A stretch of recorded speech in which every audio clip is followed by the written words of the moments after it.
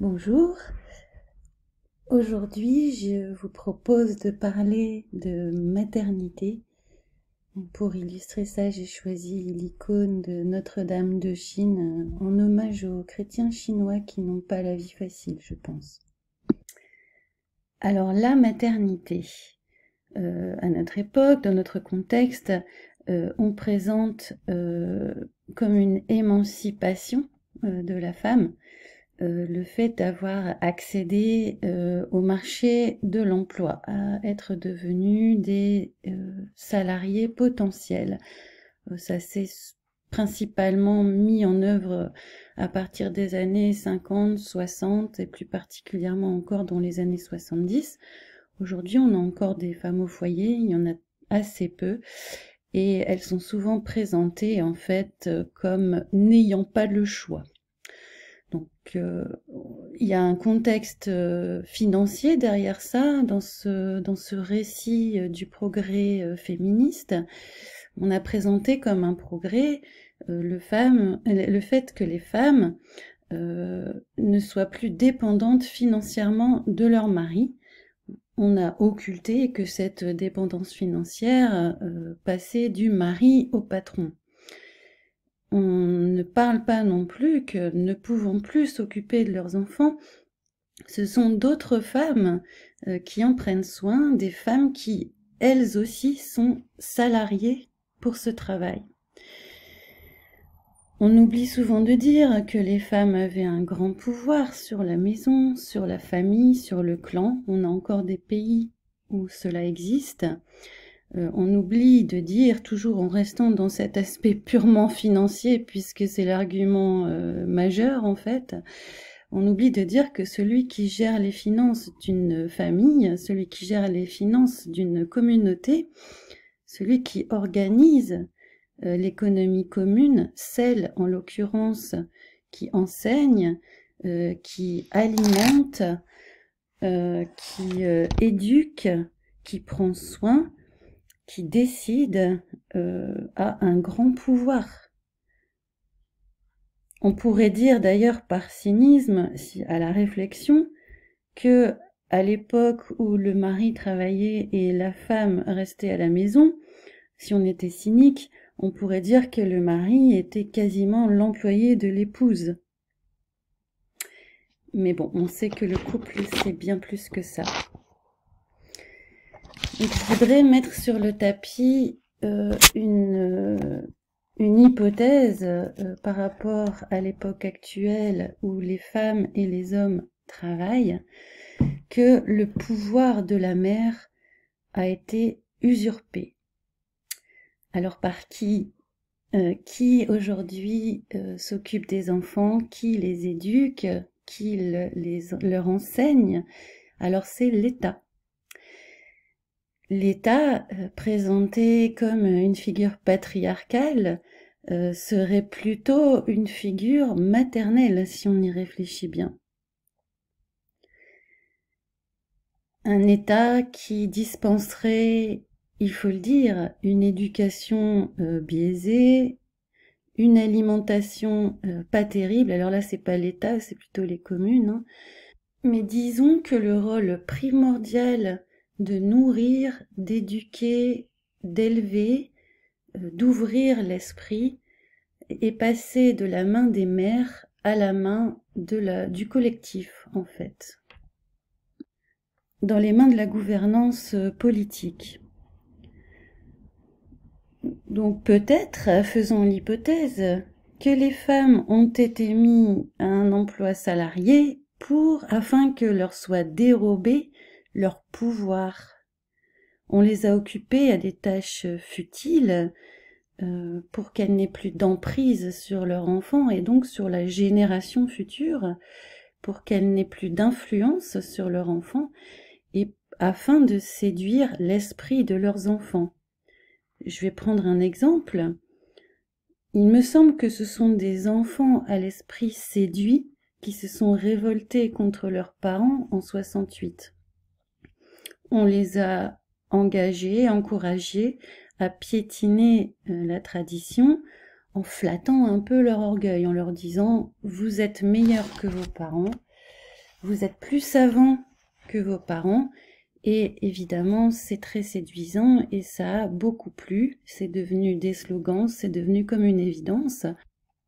C'est devenu comme une évidence que la modernité présentait une supériorité par rapport au monde ancien, avec les idées que la tradition est obligatoirement obscurantiste et le progrès est obligatoirement porteur de lumière, d'ouverture, de connaissances, etc.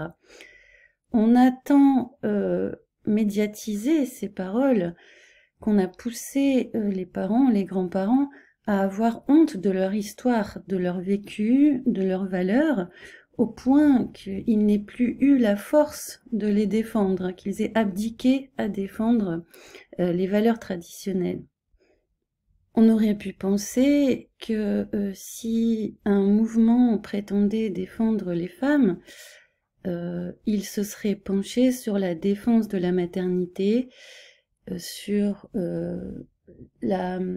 l'empowerment, comme on dit aujourd'hui, de la maternité, c'est-à-dire de montrer à quel point cette maternité est un pouvoir, est une spécificité purement féminine, et donc un pouvoir purement féminin.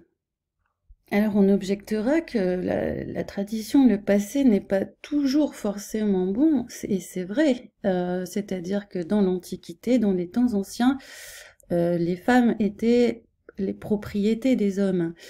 Mais ça fait bien longtemps aussi qu'elles ne le sont plus dans les sociétés chrétiennes.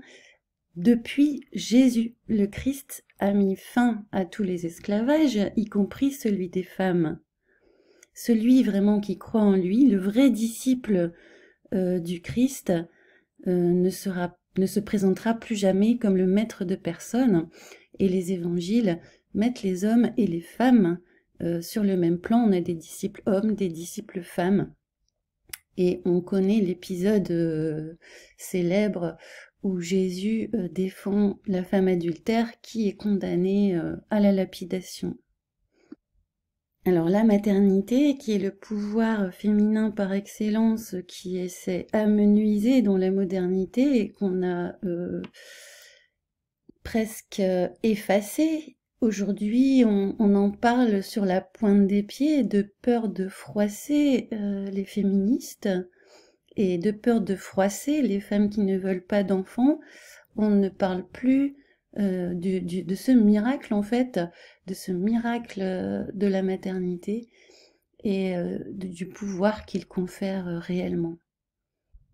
Le pouvoir, ce n'est pas seulement d'engendrer, puisque de toute façon la conception se fait à deux et l'engendrement ne dure que quelques mois. Mais ce pouvoir féminin, je l'ai évoqué, est aussi celui de l'éducation et de l'instruction, c'est-à-dire la formation des esprits des générations futures. Et la transmission aussi d'une histoire, d'une tradition. C'est vraiment très très loin d'être anodin, puisque on sait à quel point les États totalitaires investissent dans l'éducation, ou plutôt la rééducation des enfants. On sait que sous le gouvernement des Khmers rouges, on poussait les enfants à dénoncer leurs parents s'ils n'étaient pas ajustés aux bons dogmes politiques. À noter aussi que cette délégation de l'éducation est souvent donnée à d'autres femmes qui sont salariées pour cela. Les enseignants sont en majorité des femmes, on le sait. Donc l'argument féministe selon lequel aller travailler libère les femmes pourrait être tout à fait contestable, puisqu'il faut bien quand même que quelqu'un s'occupe des enfants. Et salarier quelqu'un pour faire ça ne peut pas donner le même résultat qu'une éducation dans une ambiance affective, en fait, dans une ambiance de confiance, dans un environnement sécurisant. Et malheureusement, cet environnement n'est pas toujours sécurisant. il n'est certainement pas non plus affectueux dans les écoles de l'éducation nationale.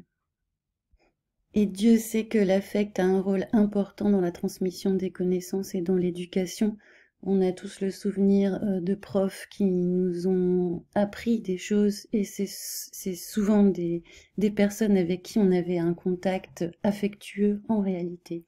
Et c'était plutôt pour leurs qualités humaines qu'on a apprécié leur enseignement plutôt que la nature, à strictement parler, des connaissances qu'ils pouvaient transmettre.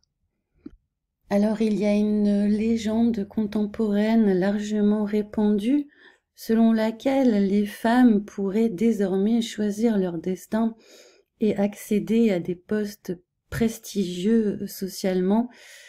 C'est vraiment faux. Combien de femmes aujourd'hui ont des boulots non choisis, non épanouissants, seulement parce qu'il y a un besoin financier en réalité, tout en ayant perdu un certain pouvoir sur leur maison. Voilà ce que je pouvais dire aujourd'hui sur cette usurpation du pouvoir féminin par l'État, sur cette usurpation du pouvoir maternel et surtout des joies de la maternité. Par nécessité financière, beaucoup de femmes aujourd'hui sont contraintes en fait ne peuvent plus établir des liens durables avec leurs enfants, des liens qui sont indéfectibles quand ils sont favorisés dans les premières années de la vie d'un enfant. Et cette atomisation de la famille, on sait que ça sert aussi l'État. Il est plus facile de régner sur une somme d'individus isolés que de gérer en fait des clans bien soudés. Les différents scandales qu'on a vus aussi récemment par rapport aux EHPAD, là on fait comme si on tombait des nues, mais ça fait des années que c'est su, tout le monde sait que dans les EHPAD, les anciens sont maltraités. Et je voulais dire que à l'époque où les femmes restaient à la maison, elles s'occupaient aussi des anciens dans un cadre beaucoup plus bienveillant, affectueux et dans une logique aussi d'entraide et de solidarité. Alors je laisse le soin au père d'expliquer en quoi ce progrès, ce soi-disant progrès, cette modernité a usurpé aussi leur rôle. Moi, je voulais parler des femmes. Je termine sur la référence à Orwell. Vous savez que dans 1984, il y a un mot tabou, c'est le mot maman. Voilà, je vous dis à bientôt.